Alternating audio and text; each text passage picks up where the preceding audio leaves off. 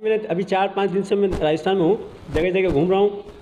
कई लोगों ने शिकायत पहुँचाई, लेकिन वो शिकायत का जो कागज़ का टोकरा है वो फाड़ के रद्दी के टोकरे में डाला गया है। अशोक गहलोत बढ़िया आदमी है, वो काम अच्छा कर रहे हैं, दलितों के लिए कर रहे हैं, पिछड़ों के लिए कर रहे हैं, लेकिन सही मायने में उनका संदेश और उनका कार्य वहाँ तक नहीं पहुँच पा रहा है, आखिरी पंक्ति तक। ये है कि जो दलितों के साथ में अत्याचार हो रहा है, अगर अशोक गहलोत जी काम कर रहे हैं और उनकी नीचे की टीम काम कर रही है, तो फिर दलितों पर अत्याचार क्यों हो रहा है? इसलिए हमारा ये कहना है, हमारा ये मानना है कि अशोक गहलोत जी को डिप्टी सीएम, एक उप मुख्यमंत्री, जब आपने सचिन पायलट को बनाया तो वो भी ओबीसी के, आप भी ओबीसी के, तो आप ओबीसी के तो ओबीसी के मुख्यमंत्री रहिए, और उप मुख्यमंत्री आप किसी एससी के बना दीजिए, एससी एसटी के बना दीजिए। तो दलितों का उप मुख्यमंत्री रहेगा तो कम से कम उसके समाज की आवाज़ उठा सकेगा, उसके समाज का काम तो कर सकेगा। साथियों नमस्कार, मैं हूं विवेन सिंह और आप देख रहे हैं क्लाउड न्यूज। हमारे साथ हैं सत्यशोधक समाज के राष्ट्रीय प्रभारी कमचंद यादव जी, इंदौर मध्य प्रदेश से हैं, लेकिन ये आजकल राजस्थान में बहुत ज़्यादा काम कर रहे हैं। अभी इस समय राजस्थान के थानागाजी स्कूल में इन्होंने शिक्षकों का सम्मान किया। शिक्षकों के सम्मान के साथ साथ इन्होंने संवैधानिक उद्देशिका पढ़ाई। कई सारे प्रोग्राम करते आ रहे हैं राजस्थान में। तो हम बात करेंगे राजस्थान में इतना अधिक कार्य करने की क्या वजह है। तो सर, सबसे पहले तो आपका बहुत बहुत स्वागत है सर। Thank you. आप राजस्थान में इतना सक्रिय हैं, मध्य प्रदेश के बजाय आप राजस्थान में आके काम कर रहे हैं, क्या खास वजह है कि आप राजस्थान में इतना सक्रिय हो रहे हैं, आपका संगठन इतना अधिक राजस्थान में बढ़ रहा है? देखिए, पहले तो ये है कि सत्यशोधक समाज ने मुझे जो सुनील सरदार के माध्यम से मुझे राष्ट्रीय प्रभारी बनाया है, तो मेरा दायित्व बनता है कि पूरे देश में इस संगठन को खड़ा करूं। तीसरी बात यह है कि अभी 5 राज्यों के चुनाव में छत्तीसगढ़, मध्य प्रदेश, राजस्थान और 2 राज्य नए हैं। ये राजस्थान हमारे लगा हुआ है और मैं भी राजस्थान निवासी हूँ, जयपुर ज़िले का चाकसू तहसील से।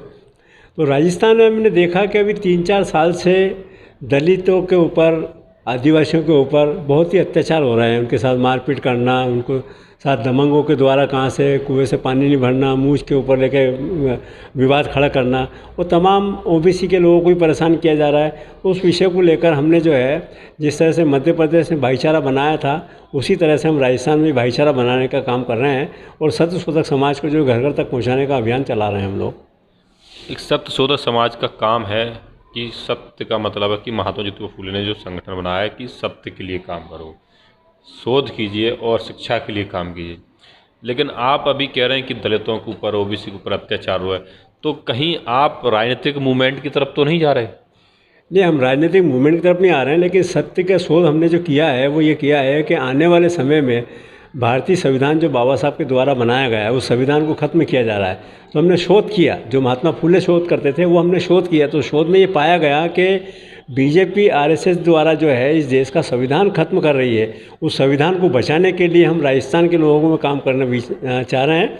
और राजस्थान में चूँकि कोई राजनीतिक दल इतना सक्रिय नहीं है जो कि इन दलितों की और पिछड़ों की आवाज़ उठा सके, इसलिए हम यहाँ काम कर रहे हैं। और हमें राजनीतिक पार्टियों से कोई लेना देना नहीं, लेकिन राजनीतिक समर्थन हम जरूर कर रहे हैं। वो इसलिए कर रहे हैं कि भाई संविधान को बचाना और कैसे बचाया जाए, उस उद्देश्य को लेकर हम काम कर रहे हैं। आप संविधान की बात कर रहे हैं, संविधान बचाने की। आपने कहा कि दलितों पिछड़ों के लिए कोई पार्टी नहीं है, लेकिन यहाँ पिछड़ों के तो पिछड़े ओबीसी वर्ग से ही आते हैं। अशोक गहलोत जी वो मुख्यमंत्री हैं, वो काफ़ी अच्छे काम कर रहे हैं, ऐसा यहाँ की जनता का कहना है। आप किसके लिए बात कर रहे हैं, किसको आप समर्थन कर राजनीति में? देखिए, हमारा समर्थन अभी तो कांग्रेस पार्टी को ही है, लेकिन अशोक गहलोत जी मुख्यमंत्री, ये भी बात सही है, पिछड़ों के हैं, वो भी बात सही है। अब वास्तविकता ये है कि 3-4 साल से अशोक गहलोत जी के और सचिन पायलट के बीच में जो प्रतिद्वंदी चली है, इस आपस में खिंचमतान के अंदर जनता के बीच में सही मायने में काम नहीं हो पाया और सही मायने में संदेश नहीं गया, सही मायने में उनकी सेवा नहीं हो पाई, सही मायने में उनकी सुरक्षा नहीं हो पाई। दूसरी बात यह है कि अशोक गहलोत जी ने जो अपने यहाँ पर 2 व्यक्तियों को जो नियुक्त कर रखा है, एक उनके जो असिस्टेंट हैं, जो कार्यालय का काम देखते हैं, उनके निवास पे बैठते हैं, देवाराम जी सैनी, उनके साथ में हमने अपना 5 साल से प्रयास कर रहे हैं अशोक गहलोत जी से मुलाकात करने का। अशोक गहलोत जी दिल्ली आते हैं तो हमारे सरदार जो सुनील सरदार, उनसे कहते हैं आप आके मेरे से मिलिए, आप हमसे वार्तालाप करिए, सत्यशोधक समाज का काम यहाँ बढ़ाइएगा। यहाँ जब आते हैं तो यहाँ मिलने के लिए हमको परमिशन नहीं दी जाती है। जब हम जैसे लोगों को परमिशन नहीं दी जाती है, जो हम महात्मा फुले का काम कर रहे हैं, तो अन्य समाज के लोगों के साथ में क्या होता होगा, दलित पिछड़ों के साथ में क्या होता होगा। दूसरा ये है कि उनका अभी जो मीडिया प्रभारी जो बनाया गया है, मीडिया प्रभारी के साथ में मैंने अभी 4-5 दिन से मैं राजस्थान में हूँ, जगह जगह घूम रहा हूँ। कई लोगों ने शिकायत पहुंचाई, लेकिन वो शिकायत का जो कागज़ का टोकरा है वो फाड़ के रद्दी के टोकरे में डाला गया है। अशोक गहलोत बढ़िया आदमी है, वो काम अच्छा कर रहे हैं, दलितों के लिए कर रहे हैं, पिछड़ों के लिए कर रहे हैं, लेकिन सही मायने में उनका संदेश और उनका कार्य वहाँ तक नहीं पहुँच पा रहा है, आखिरी पंक्ति तक। ये आप कैसे कह रहे हैं कि देवाराम जी मिल नहीं देते हैं, जो मीडिया प्रभारी हैं उनकी शिकायत आ रही हैं? भाई मुख्यमंत्री जी हैं, उनका कुछ प्रोटोकॉल होता है मुख्यमंत्री से मिलने का, तो प्रोटोकॉल पूरा किया जाएगा। आप जो कहिए कि आप किसी से जाके, वो तो हो नहीं सकता। आपने सचिन पायलट की बात की, सचिन पायलट जी की, देखिए वो उनका अपना वो है, लेकिन वो जनता के लिए तो आए दिन नई नई योजनाएं ला रहे हैं, नए नए स्कीम, नए नए बोर्ड का गठन कर रहे हैं, जनता के लिए काम कर ही रहे हैं, लेकिन फिर भी आपको लगता है कि अशोक गहलोत जी अच्छा काम नहीं कर रहे हैं? नहीं, अशोक गहलोत जी काम अच्छा कर रहे हैं, ये मैंने नहीं कहा काम अच्छा नहीं कर रहे हैं। हम ये कह रहे हैं कि हमने 5 साल से, मेरे पास में पूर्व में हम लोगों ने कहाँ से लेटर पहुँचाया, प्रोटोकॉल के अंतर्गत में हमने नाम भी लिखवाया, लेकिन हमारी बात को और हमारे कागजातों को, हमारे जो आवेदन थे वहाँ तक नहीं पहुँचाया गया। अगर पहुँचाया जाता तो बराबर मिला करते। पिछली सरकार में अशोक गहलोत जी के साथ में फारूकी अहमद थे, जब भी हमारा पत्र जाता फारूकी अहमद जी हमको मिलवाने के लिए तैयार रहते थे, और मिलवाया उन्होंने कई बार, और हमारे पत्र का जवाब दिया गया। लेकिन आज 5 साल से हमने कई पत्र दिए, हमको आज एक जवाब भी नहीं मिला।